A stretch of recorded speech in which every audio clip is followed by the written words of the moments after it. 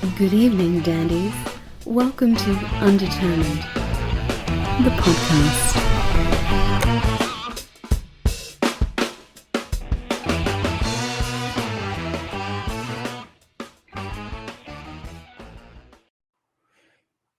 Oh, awesome. How long y'all been doing this? A couple of years, 2.5, closing in on 3. Closing on 3. Oh, goddamn, really?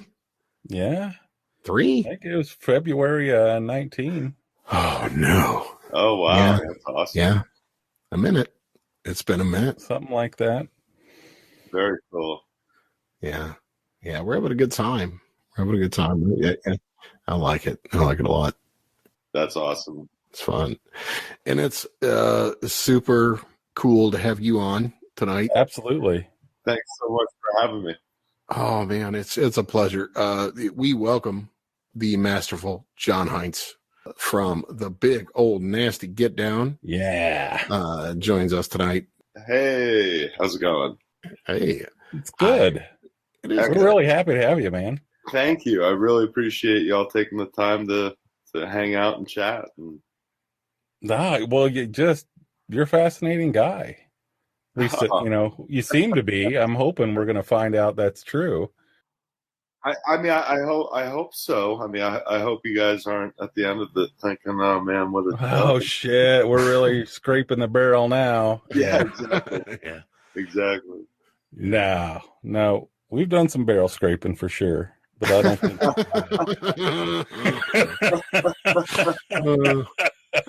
Yeah. Awesome. Yeah. If we're gonna admit it, I guess that's true. But what are we gonna do this week? I don't know. I know. That's the beauty of it. You know, a guy who works in a funeral parlor. I don't. No, not at all. But shit, yeah. I mean, you've been working the funk scene and the music scene with some outstanding musicians for many years now. I mean, I've been aware of you for a while. I think I first started listening to the BONG Volume 2, some tracks off of that, and I'm a big funk fan. My wife is too. We're a funk household. Oh, that's awesome. Yeah, a lot of other shit too, but I mean, I really dig funk and dig your work, man. Yeah. Oh, thank you so much. It's it's been a fun journey with it. It's going on, I think, 14 years now. Wow. Yeah, I don't know if I ever expected things to grow into the project that it has. How the hell could you?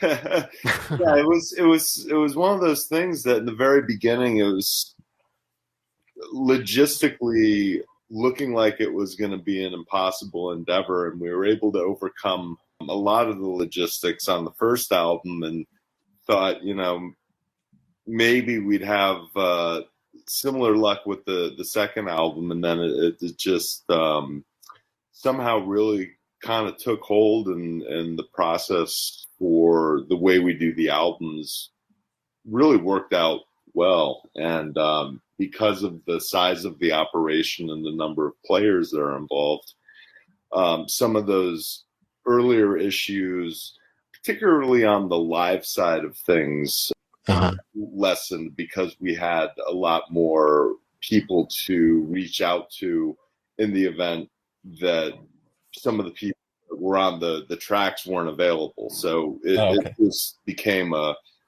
don't know, I think kind of through the law of attraction also it grew into to what it's become as well. Yeah. Sure. Yeah. Well, for people that might not be as familiar with the whole project, can we kind of explain what it is that Big Ol Nasty Getdown is? Sure. And I've been struggling for the last 14 years to find that elevator pitch for it. Like, right. what in 15 seconds can I say about it that kind of sums it up? And there's a lot of different dimensions to the project, and there's a lot of reasons that I wanted to put it together. Mm-hmm. And I can never tell what's interesting to me versus what's like, Right. actually something that somebody wants to hear about. So because there's so many dimensions to it, it makes it really hard to kind of sum it into one little pitch. I'm kind of a believer if something is interesting to you and you've really put a lot of thought into it, most people are pretty good at conveying that it is interesting and how it's interesting, but you have to have it there in the first place, if that makes sense. Sure. No, that totally makes sense. So the Big Ol Nasty Getdown is it's a rotating cast of players made up of household name players all the way down to the local legends. We've got players all across the world that are part of it. Mm-hmm. So back in the beginning, I wound up in the music industry kind of unexpectedly, and one of the very first events that I was part of was the Super Jam. Mm-hmm. And I watched the interaction between the crowd and the players on stage and realized that there was some really special energy happening that night in that situation, and the exchange between the crowd and the band was really feeding off each other, more so than at a typical show where a band's just playing a set of their songs. Right. This was a situation where everybody was just kind of going for it in the moment and walking almost the musical tightrope where it's like at any second it's like, holy shit, this could fall apart train wreck. But when you have amazing musicians that are participating in something like that are so fluent in the language of music, it can carry itself and really take things to some special areas. And so I got thinking that it might be a really exciting way to do an album if you kind of staged that situation in a studio environment or a more controlled situation where basically you would take a number of players from different bands, a bunch of connoisseurs of music and music fans, and put them in a situation together and see what happens. Mm-hmm. That took form in New Orleans for the first time in December of 2007. Okay. So when I first started in the music industry, I toured with a band called the Lee Boys, and they were pretty decently known in the festival scene, particularly amongst the different bands and the musicians, because they were just absolutely ridiculous players, just phenomenal musicians. Just kind of a band's band. Absolutely. And they would have a lot of musicians that would want to sit in with them. And so through that experience, I wound up meeting a lot of musicians along the way, and I would get different phone numbers and mention the idea of this kind of project that was coming to form in my head, and was finding that a lot of people were interested in it, but they thought logistically it would be impossible to put together, we were talking like 20 people that all had tour schedules. Right. How are we gonna, yeah. Right, like how are we going to, find that window of time? But we wound up finding a window of time where everybody was available. And so we all gathered in New Orleans. There's 35 of us from 17 bands that stayed in a mansion down on Royal Street. And wow. It was basically through those house parties that we wrote most of the first album. And we had a lot of, music fans that were at the house with us. And so there was that constant energy exchange and that vibe that was held at a really high level throughout this entire week that we're down there. And so we initially thought that was going to be a time that we would write and rehearse for the studio that would then happen second trip somewhere.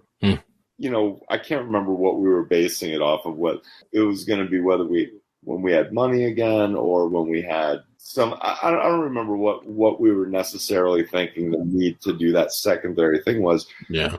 Because quickly it became apparent that we were going to need the studio like ASAP and start getting everything that we were starting to write and recorded. Yeah. The place that we had our rehearsal spots at just happened to have a full studio within it, big tracking room. And so we had one group of musicians writing and rehearsing stuff in the rehearsal spots. We had another group that was recording what they had just written in the rehearsal spots. It was almost like a crazy assembly line at one point, where it was just so much music was being made because we had so many players that were so many people. Yeah. Yeah. Do you like pick teams or something like that? Like, how do you figure out who goes where? And, you know, it's just kind of a natural progression to some degree, because you have, let's say, for example, you got 20 players.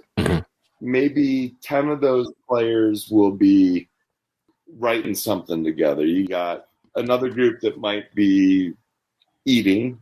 Right. You got a couple other people that might not even be there yet. So, like, as the days going on, it's just kind of a natural process of rotation in the lineup. Okay. Just through whatever cosmic reasoning it happens like that. It's not specifically arranged to, you know, oh, you, and you. Right. Why don't you start writing some stuff? It's just kind of organic. However it falls into place. Yeah. I like it. Is super organic. Yeah. Being a producer for this project is mostly letting it be. If that makes any sense. There's very little production that's needed a lot of times, because when you're capturing that initial moment or those first instincts, a lot of times that's the right thing, and that's when you're getting the best performance. And my goal is to basically take that away from everybody as fast as I can. Yeah. Because that's when the thought process and overthinking is kind of taken away from the situation, because you can overthink something so often, but a lot of times people just come back to that first idea, and that's often, you know, the best, most honest performance that you're going to wind up having. Right. Well, it's kind of the difference between trying to make something happen and allowing something to happen. Exactly. That's totally it. I mean, I'm just here to make sure that the machine doesn't bump into too much shit along the way. Right. Right. It's kind of like, just let musicians be musicians, let the artists be artists, and trust in their creativity. Because if I wanted to have all of my ideas executed, I just do it myself. Yeah. There's no reason to hire a bunch of players. It's their voice that you're really hiring, and allowing them to stretch out as far as they want, because you can always mute shit. You know what I mean? It's like, if it doesn't work, it doesn't work. But right, you can. It's honestly, it's kind of what we try to do with a podcast. Exactly. Yeah, Matt's a master at muting shit. Especially me, or you know, anything I might say, it's like, oh, I thought I said something. No, I think he cut that out. Yeah, that didn't seem like it was working, so went away. But we want it to be, we don't come in with like any real agenda for any episode. Let's see where it goes. It's going to develop on its own, and that usually goes to more interesting places when it does. Absolutely. Huh? I couldn't agree more. That's when the fun really happens too. Yeah, sure. Yeah. I mean, it's you can tell when something is really prearranged and all mapped out, and somebody's sticking to whatever. Right. I learned through a major train wreck while being interviewed by Larry King the importance of not being stuck to a certain script or expectation going into something. That really you just have to fucking look at it as, hey, I'm going to hang out and chat with some cool folks, and who the fuck knows what we're going to talk about, but it's going to be fun, you know? There you go. Yeah. We're good at that. I want to know what this train wreck was, though. Now this sounds interesting. Oh my God. Yeah, I'm not sure if I have ever talked about this on anything publicly. Go on. Oh man. So I used to party a lot back in the day. Mm-hmm. And yes. Keep in mind, I can mute. Excellent. And I showed up having been up all night, like just a fucking train wreck. Barely could talk in front of a live studio audience. Oh no. And it was to talk about George Clinton and George Clinton's artwork. Oh no. And so I was handed basically the script from the showrunner of how it was supposed to go down. This was my very first like live on air, like TV camera interview, and it's fucking Larry King, right? Right, yeah, not small. No. And I don't know why I thought it was okay to make the decisions that I made the night before, but somewhere in my mind, like, this makes a lot of sense. I can make myself go to sleep by like midnight. Oh yeah, sure. Yeah, I'll be up and fine in the morning. Right. As I'm like tossing and turning, and it's 6:30, and I've got to be up at 7. So I'll get an hour of sleep if I fall asleep now. yeah, exactly. Right. So all of a sudden, I look at the other guests that are on there, and it's like Sherry Belafonte and Curtis Mayfield's wife and David Foster, and all these people that for years and decades have been groomed to be awesome on camera. And then there's my dumbass that shows up just like barely even able to tell them who I am. Which, is like... I don't mean to laugh at you. It sounds like a nightmare. It's awful. It was a fucking nightmare. So finally, I'm the last one to go. Yeah. And I've seen all the rest of the people do their shit, and it's brilliant. And I'm like, I got this. Right. So first thing that happens is former Miss Ireland and I have to do a lead-in for my segment. Mm-hmm. And I'm just like already not doing so great. And so then the thing is I've got to go outside, right? And the whole thing is like come through these doors from the outside off Hollywood Boulevard and into the place where it's being filmed, which is the first floor of the W Hotel. Okay. And it's a corner unit, all windows, so people can look in and you can see the audience from the outside. And it's just like, holy shit, this is fucking awesome. That's intense. Yeah, it was super intense. So I get in there and I sit down. All of a sudden, the guy that's putting up the money for this show is also going to be interviewing me. And I don't know about this. So I'm sitting in the middle. I got Larry to the left and this other guy to the right of me. And the first thing I notice is they've got one of the Clinton pieces upside down. And they start asking me about it. And I freeze. And all of a sudden, I notice the cameras. And I'm like, holy shit. I'm just like fumbling through every single question.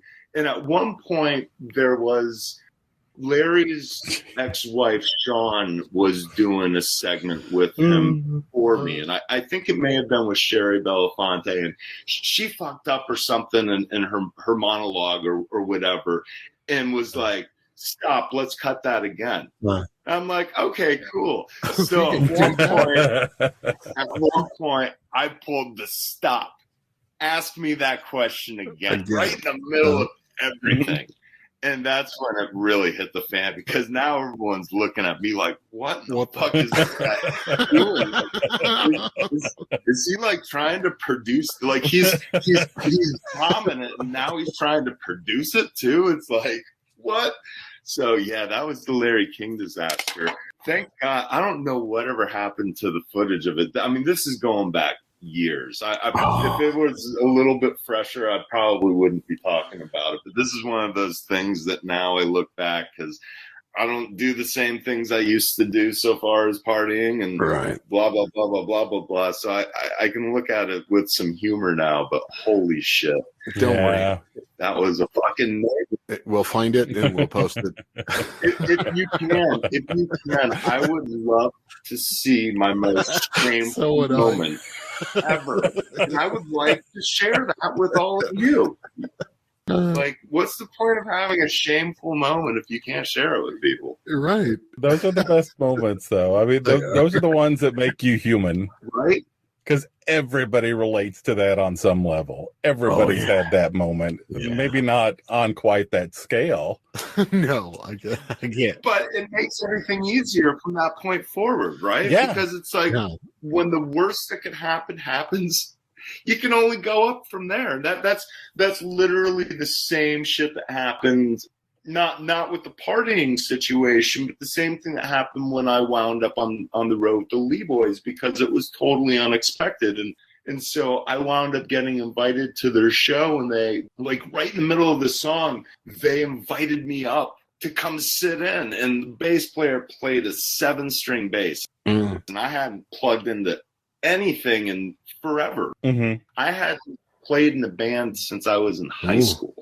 And all of a sudden now I'm 30 and getting handed a 7-string bass in front of the audience. Oh, shit. And so I panicked. And I'm like trying to get them to like get me my bass, because that's got 4 strings and I can handle that. And that was another one that was just a total nightmare. But like, that was the worst that could fucking happen, is like just totally shit out like that on stage. Yeah. And now you can survive it because, well, you survived it. Yeah. Yeah. Are you familiar with that one guy? I know who he is, but I haven't seen his work. Mike Silverman. He's pretty awesome, dude. We had him on one of our first guests. Yeah. But he has this story, like he's really an incredible stand-up bass player. But he's best known for he created his own instrument called the Magic Pipe. Yeah. And that's what he plays everything on now. Oh, no shit. But he's an amazing stand-up bass player, and he hadn't played it for years. And somebody informed Tom Waits, hey, this guy's really good. Tom Waits invites him to, come in and record with him, and he hasn't played it in years. Like, his calluses are gone. The bass has been in storage, and he had to like mad dash it and just try to get back to where he was, even more close to it. It's a great story. He tells it to us.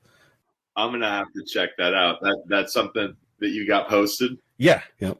There's a good bumper called the Ballad of Mikey. Called the Ballad of Mikey Two Dicks. Released that. Yeah, it's a hilarious story. It's a very funny story. It won't do it justice.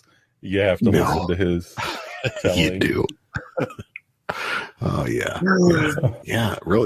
That's awesome. Yeah, really talented guy. Good stuff. But yeah, you survived. You came through. Came out the other side. Yeah. And people still want to play with you. That's great. But I mean, shit. The lineup, man. The lineup. Yeah. Let's talk about that. The lineup. Especially, you got Bong 3 coming out, right? Yeah. Yes. It's been a long time in the work. Well, everything has, man. With everything that's going down. Yeah. I mean, shit. Yeah.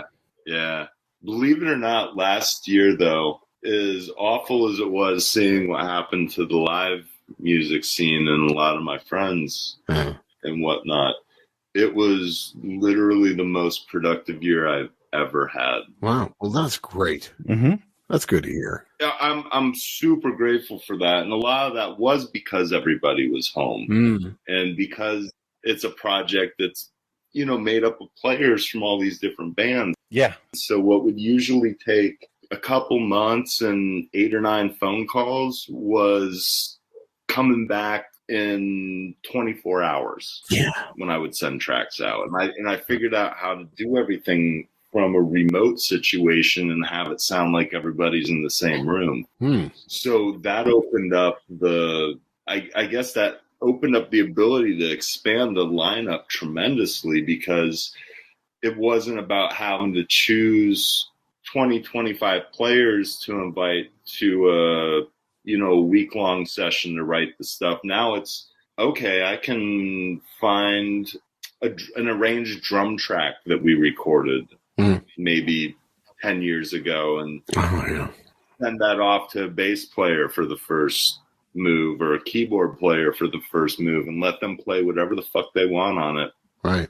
And then listen back to it and say, geez, if I could have any guitar player play on this now to add to what that keyboard player just put on top of those drums, who would that be? And then, I would start with that person, and if they weren't available or, didn't want to take a stab at it, I'd just kind of move down the line. But I would say 95% of the stuff, the person that I was hearing and that I was hoping would be on it would be available and wanting to work.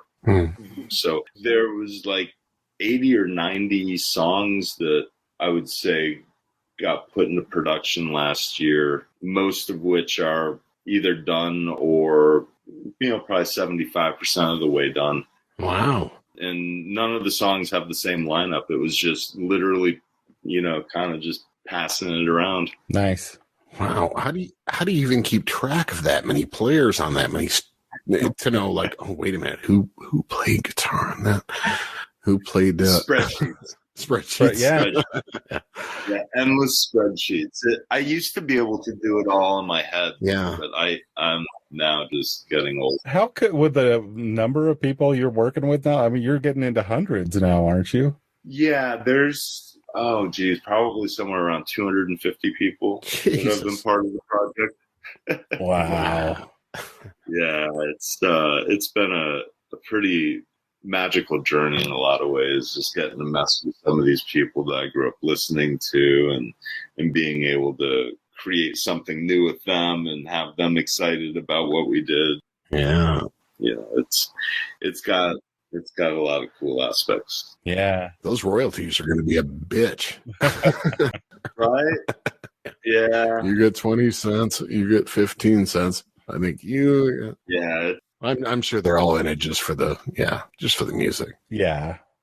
I know I'm not, because I'm sure not making. Yeah. I think everybody but me has made some money off the project. So I get it. And that's okay. I mean, that experience, though, my God, man, you know how many people would give whatever they had to have that kind of an experience, to just have that kind of access to people and communicate with those kinds of people and really build something really unique and fun like that? That's worth more than money, in my opinion. Yeah. I totally agree.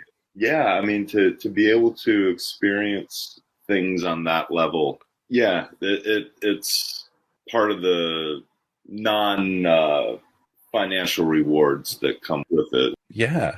How many times do you have that moment? Like, I would imagine it's happened multiple times for you, just that pause to reflect and, holy shit, did this thing just happen? Yeah. Did that really just happen? Oh my God. There's been a number of times, just because I'm a huge fan of music, and it guided me a lot. If you hear some noise in the background, Butters, my cat and band mascot, has joined the conversation. Right on. Hi, Butters.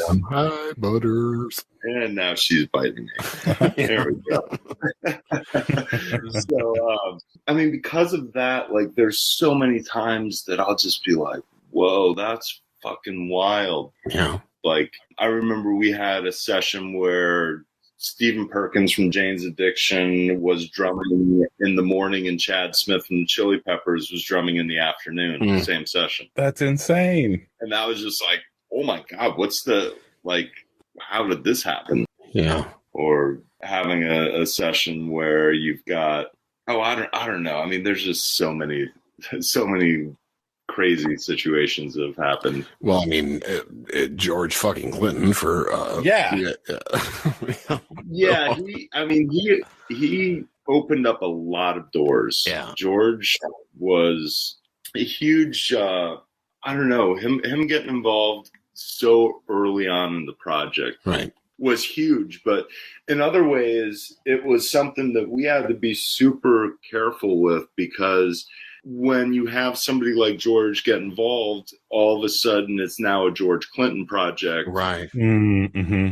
Well, I can see that. Yeah. Yeah, and everybody wants George there. Mm. And it's like, well, George has got his shit going on. He's not going to quit Parliament Funkadelic to join my band. Right. You know, and honestly, he is just a musician like the rest of us in this project. Right. Well, nor would you want him to. You wouldn't want him to quit Parliament, you know? Right. No.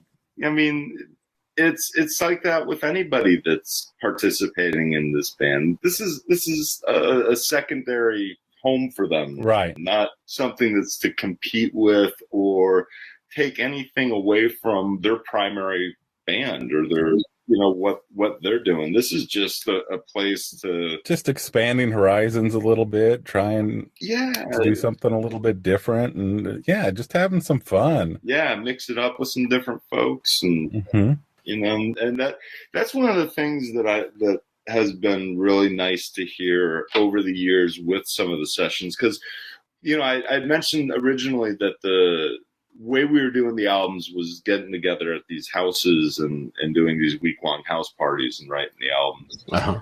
But when I moved out here, and after we did the second album, I had seen the Sound City documentary. Yeah, I read about this earlier.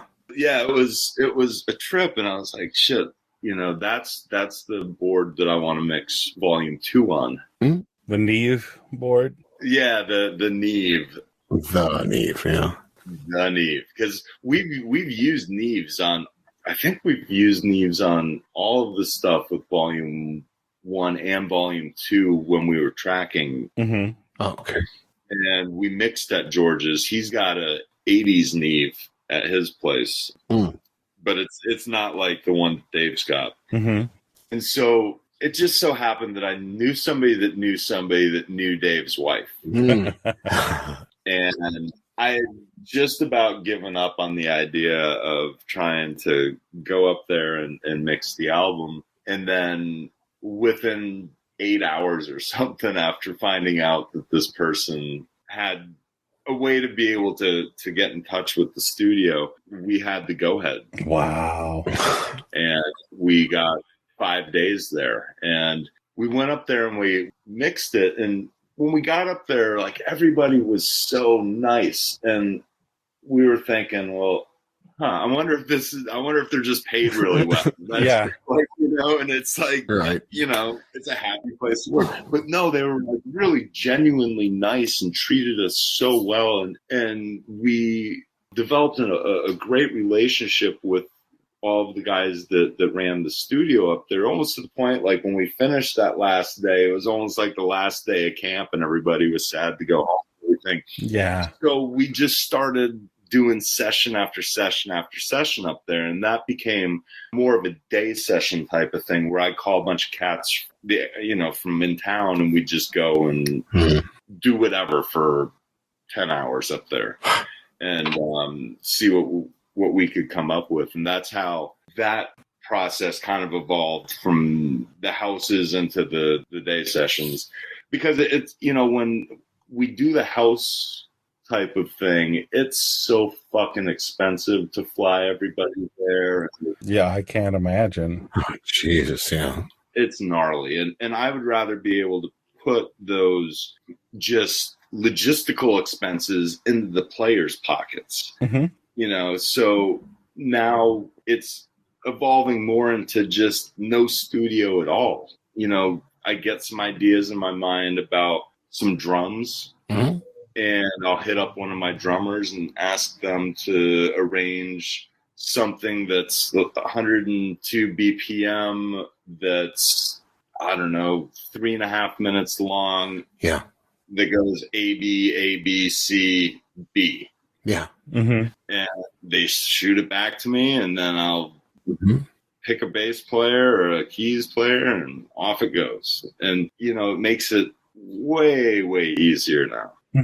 It's not as fun as being in the studio. Right. But holy shit, you can get some amazing stuff done, because you also have players that are in their own environment now with all of the tools in their toolbox right there in front of them, and the pressure of everybody else watching them or them feeling like everybody's watching them is kind of lifted. Right. Yeah, we were talking to Matt Chamberlain when all the pandemic shit started, and he talked about how there was something like freeing for him to be able to do a lot of stuff from home, because he had all of his shit there. Right. He could do whatever he could dream of. He could do it at home in his own personal studio. Absolutely. You know, no loadout, none of that shit. And it was just, you know, you can sit there in your pajamas and like, you know, hey, I can lay something down with that. Yeah. He just made it a lot, in that way, made it a lot easier. But he did miss the, you know, camaraderie and just being around people, or, you know, those little nondescript things that people do with nonverbals and nonverbals, things like that. Yeah, there definitely is a special thing that happens when everybody is together. Yeah, there's no doubt about that, and it's way more natural. But it's fucking crazy how close to that you can get without anybody even being. You can do that with people that have never even met each other.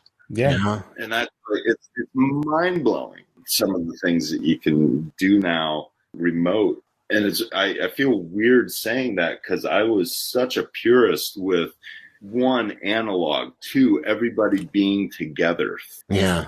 Three, like it being this process, this thing that, you know, we experience together, and this is the end result from it.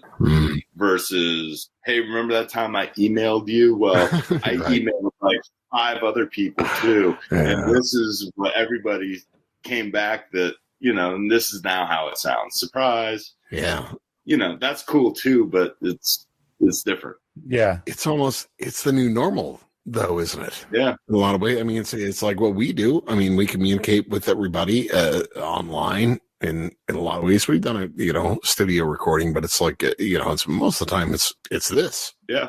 You know, and we still feel like we're in the same place. Yeah. And it's cool that we have, you know, software that works that way. Speaking of which, I'm curious what software you were using, like eliminate lag and all that shit to make that happen. Okay. So with the recording live, we're passing it around. Sharing and stuff. I'm passing around an MP3 bounce. Okay. And so they're basically just shooting back. They have to have their own setup at home to be able to do it, basically. It's not like we're tracking live together, just in different spots. Okay. Basically, I'm giving the track to each musician along the way as the next player adds their part. Gotcha. So I'm building it up instrument by instrument. Oh, okay. Not knowing a lot of times what even is going to come back to me that I'm going to be working with. Yeah. And that part's fun, because it's a surprise for me too. Right. It's like opening a present every time. every time. Yeah. And a lot of my friends that are producers as well haven't embraced that process as much, I think, as I have. Yeah. Have you heard of Side 4 Collective? I don't know if I have or not. Okay, so a friend of ours, we had him on, about 6 months ago, something like that? Yeah. Dave Hingerty. He's a Irish drummer. Yeah. Played with some pretty good bands there. And he started this project where it was just him fucking around on the drums. He'd come up with riffs, and they'd make just like an MP3, and they'd just send it out there and let people build songs around his riffs. Uh-huh. Oh, cool. It's really fucking cool. It's really neat. Yeah. That would be a lot of fun. Yeah.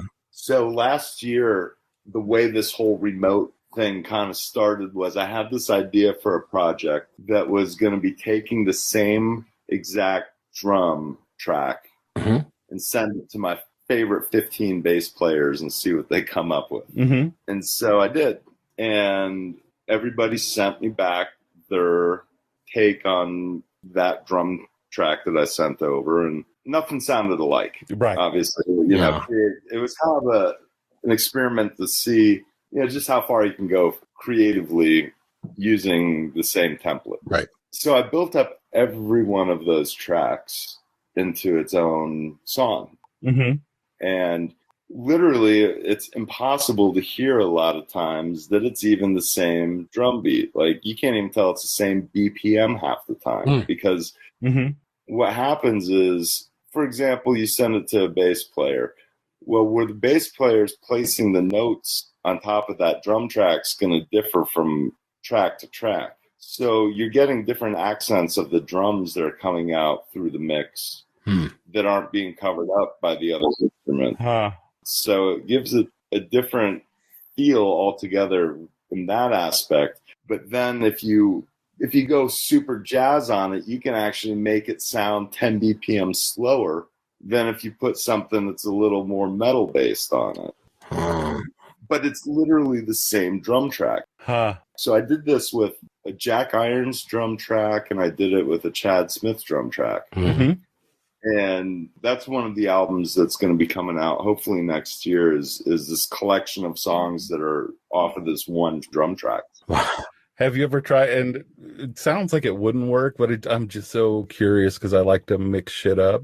Like, since it has the same foundation under it, what happens if you layer them? Funny you should ask that. It, in some ways, does work like Legos. Okay. In other ways, it won't.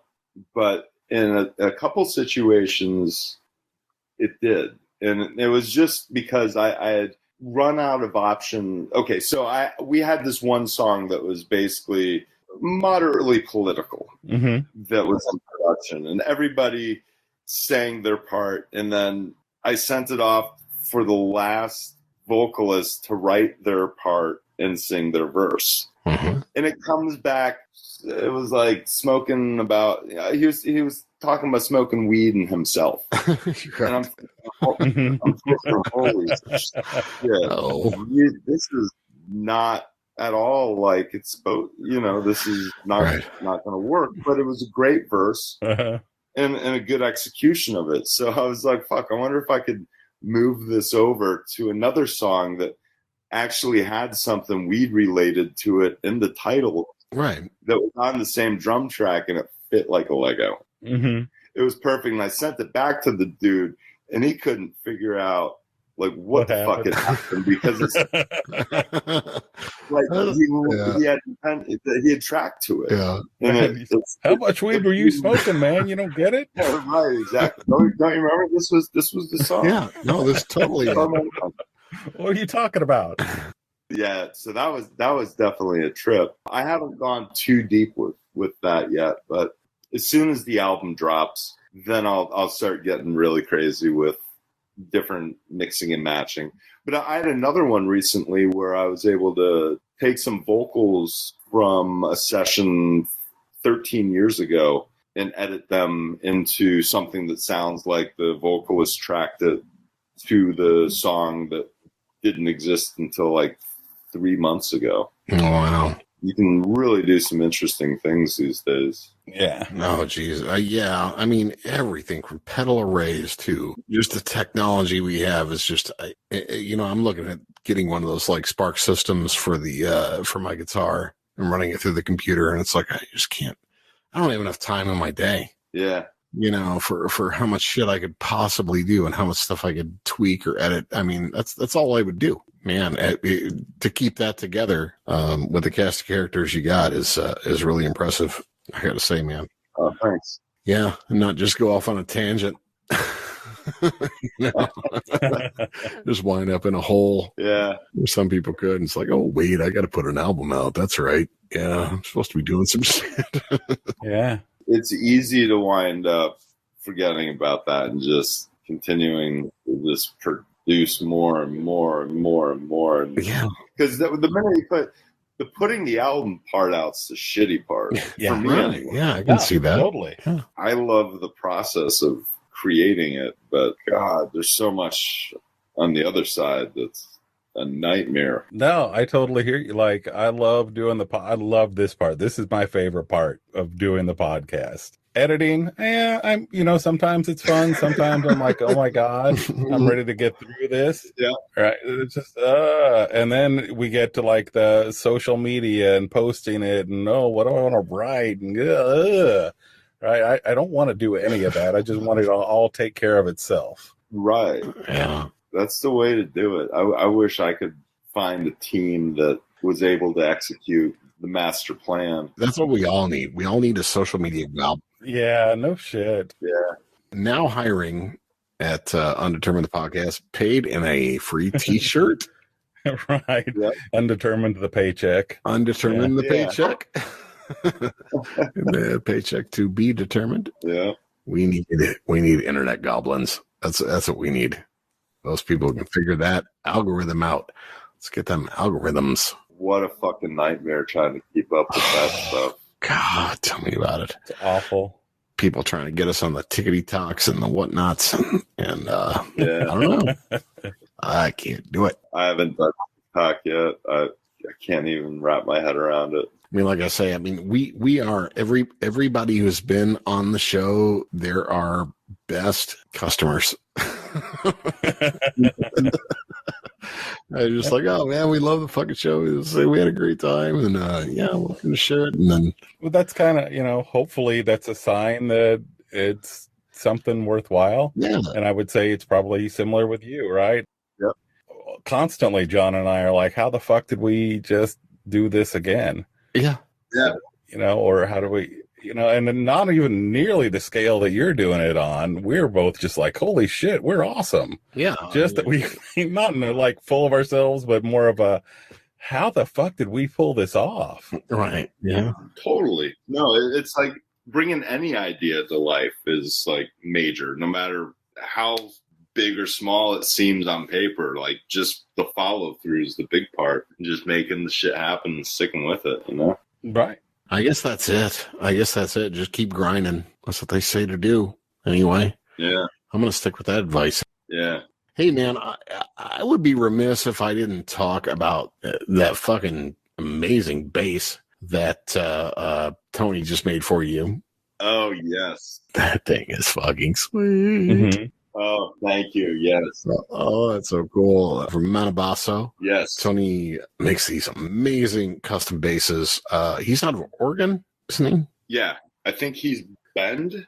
Is it Bend, Oregon? Is it Bend, Oregon? Yeah, I think it might be. But Yeah. He hooked up with that flame bass. It's got like, oh man, you guys just have to go look on social media and look it up. It's amazing. It's this custom bass. It's got these LED like flames inside it and shit, and then like these custom wood knobs. Oh, it's so killer. Oh man, thank you. Yeah, Tony absolutely blew me away with the bass when it arrived. We had talked about doing something for a while now. We have a mutual friend, Harold, that connected us, and I was going through a phase where I didn't really want to play bass. I was enjoying buying them and collecting them. Sounds familiar. And so I had never had a bass built custom before. We started talking, and originally I had asked him about doing backlit shooting stars in the form of a semi-hollow. okay. And we discussed it a little bit further, and it didn't seem like the stars were going to work. And so then I've got hot rod flames tattooed on my wrist. Mm-hmm. I was just like, well, what about flames? Mm-hmm. And so that's how that all came about. And watching him build the bass from going from that very beginning of the wood selection for the top to what it is as I'm looking at it right now is fucking mind blowing. Oh God, they're so beautiful. Yeah. I don't have kids, so like this is probably the closest to watching like a child be born in my world as I'll probably ever get. Yeah. So that was amazing. Yeah, Tony Walters of Monobasso fine electric basses. I mean, so I've got a pretty large collection of basses, and of them all. And not just because this is my signature bass or because I'm trying to boost Tony up. It's truly the best bass I have in the house, and I've got nice, boutique basses for days. Stuff that are highly sought after pieces, and this thing from a quality of build, the craftsmanship's just unreal, and the sound and some of the different features are unique to it. Like this one doesn't have a nut. Okay. It's a 0 nut. Right. Yeah. Which I've never seen that before. And it sounds and plays unbelievably with it. And that I think that's all, Tony's genius there. Yeah, that's engineering. Yeah, it's something else. Yeah. I'm super, super lucky to be working with him and to be able to call it my signature bass. So that's awesome. That's sweet. That's been really cool. We've got 3 of them that are being built right now. Mm-hmm. I've got a second one that's being built for me, and then 2 that are for the market. And one of them sold already, and I think the other one may have somebody on it now too. Yeah, people are digging them. Nice. I did put a little seed in his head just following that. I told him, I said, you know what you should do? You should make a series, man. You should make use this one for like the 4 elements, make fire and earth and wind and water, and do like a 4 elements. And he was like, that's a really good fucking idea. He's like, I'm going to do that. Nice. That really is. Yeah, that would be cool. And I was like, oh, wow. Okay. I'll give him time to keep working. I'm actually looking for a bass for my kid right now. He's been expressing some interest in learning that. Oh, no. Don't think I'm quite ready to go there yet. You can't afford one of these. Yeah, it's a rabbit hole. Yeah. He's going to get a $50 pawn shop bass and see if he sticks with it. Nothing wrong with that. No. Believe it or not, I take out a $200 Mexican jazz bass, mainly when I'm touring. And I think that's one of the nicer basses too in the house. It's really just whatever feels good. Yeah. Yeah, I think that's the big thing. How it feels in your hand. Yeah. That above anything. Matt knows. How about way too many guitars offline? It looks cool. You just got a Firebird, right? Right. A lot of them are wall hangers, just my house, just because they look cool. Yeah. They're cheaper than art. Yeah, they are in a lot of ways. They're beautiful. I love guitars. Luckily, my wife does too, or else she would have divorced me a long time ago. Because it looks like a fucking Hard Rock Cafe. That's exactly it. Yeah. As a kid, that was my dream, was to have my house look like a Hard Rock Cafe. Yeah. And now it looks like a Hard Rock Cafe, and I want it to look like something else. Right. I'm living the dream. Yeah. Of a 16-year-old. Yeah. Right, exactly. Yeah. That's when you're 16, you don't realize having 50 basses is not going to impress the girls. Right. It just seems creepy after a while. It's like, you could have stopped. You could have stopped about 5 or 6 or 20 ago. Exactly. Yeah. 5 or 6 is sexy. 20, 15, pushing it. Yeah. I've got 32 in the bedroom. Holy shit. Wow. Yeah, which is disturbing. It's more a hoarder's situation than right. desire to have cases in my bedroom, but that's what's happened. And that's a lot of kids. Yeah, that's the bedroom. Wow. It puts the oil on its strings, or else it gets the hose again. It's right, Precious. It gets the hose. Do you ever come up across one and be like, I don't remember buying this? Yes. Oh no. It's been it's happened a few times where I'll grab a case thinking it's something that it's definitely not. Right. It's like, what's this? I don't know. In a studio sense, it's fun to have a lot of different colors with the instruments to be able to play with. But also, I look at a lot of the stuff as a functional investment. Mm-hmm. Yeah. You know, as a musician, you can write it off, and if you buy them right, they go up in value. Right. So it's always something that you can actually do pretty decent on, and kind of let a collection pay for itself eventually. Yeah. Mm-hmm. That's what I keep telling myself. Got any you're looking to let go of in the $50 to $100 range? I don't know. Nope. Oh, well. I'm trying to think of what is out there. I'm always looking, so I'm usually pretty hip to what's out there. But like for something like that, I would go local because you'd be winding up spending that and shipping. Oh. Yeah, I see people like on the marketplace and it has shipping, oh, yeah, that looks like a good deal. And wait, I can't even come see it. It's a used one. Yeah. You're going to mail it to me for $50? Yeah. That makes me nervous. Totally. There's definitely, I don't know, like a Squire P-Bass is probably a good bet. Yeah, that's what I'm actually hoping to find. Yeah. See, what did I tell you? Yeah.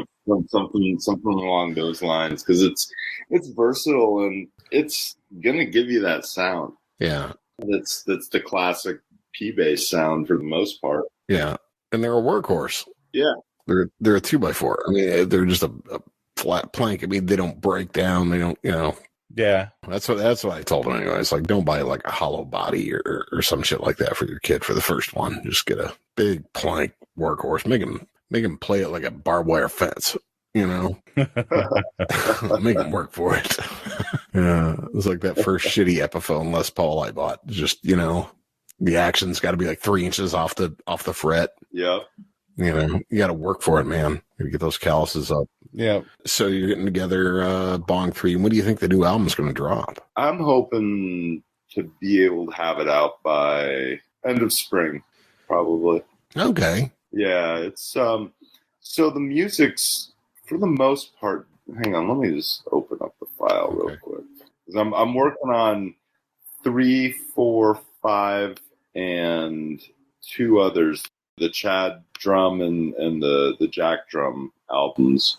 I just have to look to see. Well, maybe we can shave a month off it, tonight. We'll just crank it out. We'll work it out.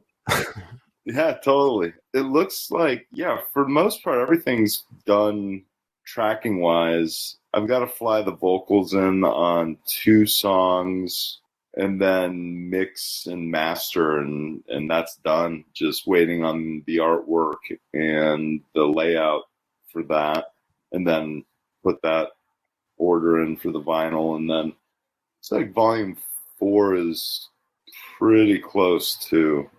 So hopefully those can be put out fairly close to one another. I'd like it to not take 5 years between albums. Yeah. It's just, it's so fucking expensive to put this stuff out that like it just takes that long for me to come up with the cash to do so, and to get a lot of times the exact players that I would like to have on the songs. Yeah. Got any like dream artists that you're still working to bring on? Yep, definitely. Well, you just made an announcement. Who's the latest artist who's going to take that on, by the way? For visual arts? Yeah, for visual art. Owen Murphy. Yes. He's doing the volume 3 artwork. Cool. Yeah. He has been killing it lately, just putting out some amazing art. And then on the music side of things, well, there's a couple other visual artists too, like Ken Taylor from Australia. Mm-hmm. He's a unbelievable artist I'd like to do stuff with. Who else? David Welker, Chuck Speary. Yeah. There's a number of folks that I'd still like to do stuff with. Jeff Wood. Mm-hmm. But then on the music side, I would say there's There's a few people still, but in a large part, I've been able to work with the majority of the folks that I ever would have liked to have worked with. Mm-hmm. Nile Rodgers is somebody that's still on my list that I would love to work with. I just emailed him a track about a week ago, waiting to hear back on that one.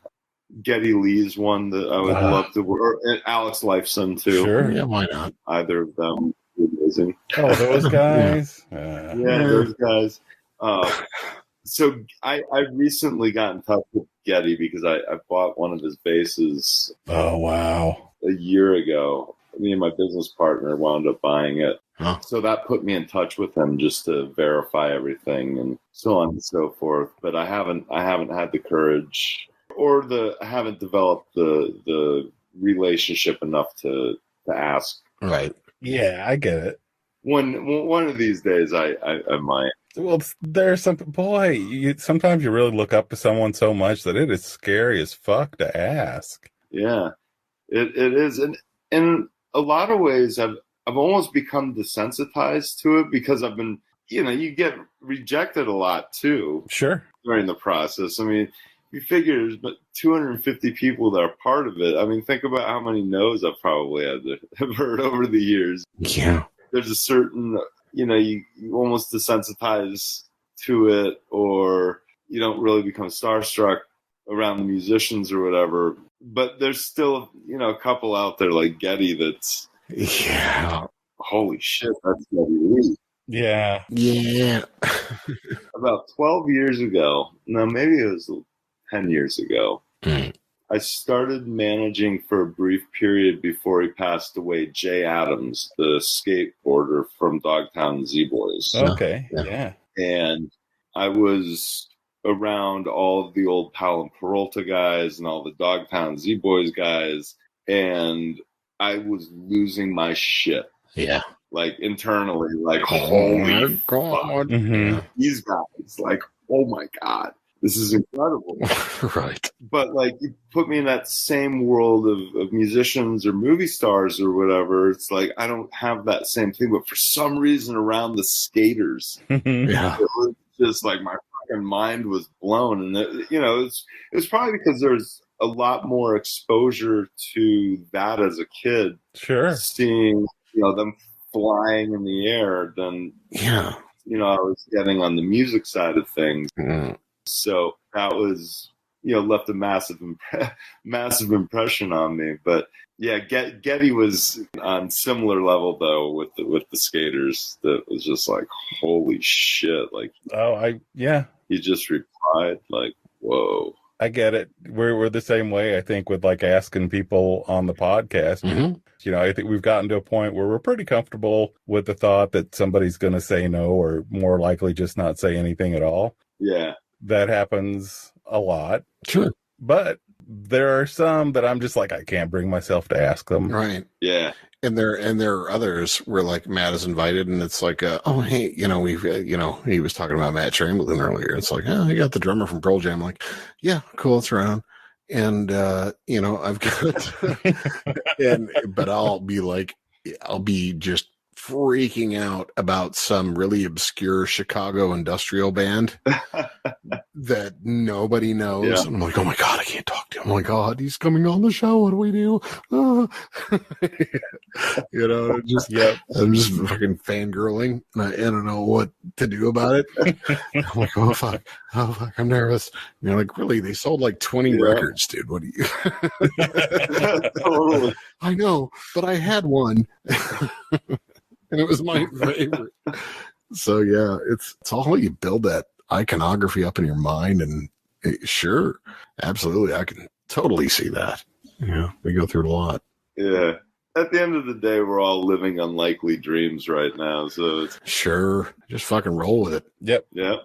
Rock and roll with it. Yep. Well, man, we don't want to keep you on all night.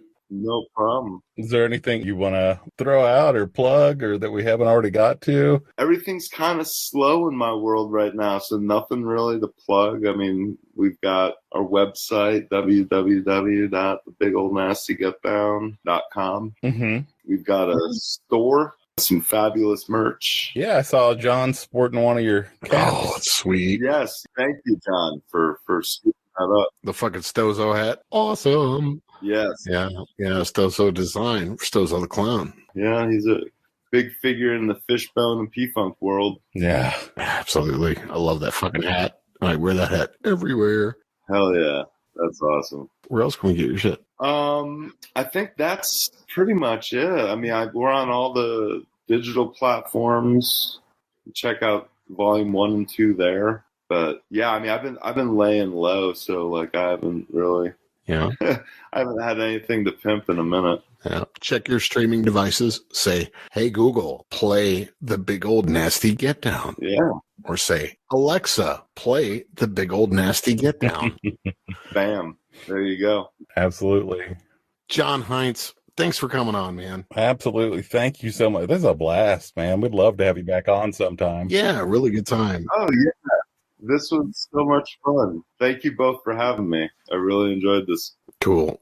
Anytime you want to come back, man. Yeah. Just let us know when the new album drops or anything else and anything else you want to plug. All right, guys. Well, enjoy your weekend. We will do that. Yeah.